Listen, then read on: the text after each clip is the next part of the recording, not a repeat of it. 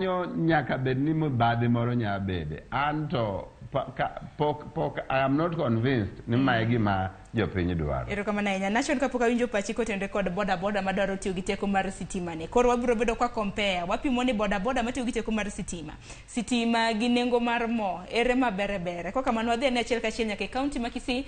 Kapoda tudra gi nyawadwa Mano Crispin Otieno. Ka bende nitiere moko kuom jopith mago mag majand chai. Ma bende ng'anyo odiochieng' ma kawuono. Wawinjo ni ging'anyo kotenore kod ang'o. Chris, kiwinja amosi ni misawa inyalo mana kawe gi kanyo.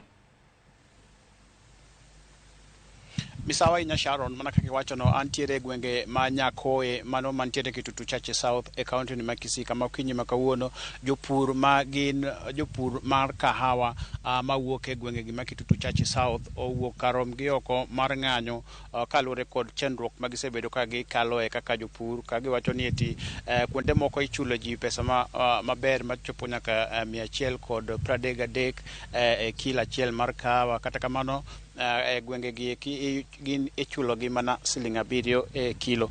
Ndio maana sasa nataka kuzungumza na baadhi ya wakulima wa kahawa. Kwanza mtuelezee tu mbona mmeamua kufika hapa mapema hivi leo mkiwa mmebeba matawi ya kahawa. Tatizo limekuwa wapi hasa? Jina langu ni Dominic Toali Ateka. Mimi ni mkulima wa Nyakoe Farmers. Kwa hii society sote tatu Kiogo na Ngege vile tunaleta kahawa hapa, wale ambao viongozi wetu tumewachagua wametuwakilisha hapa, sasa wanatunyanyasa sana.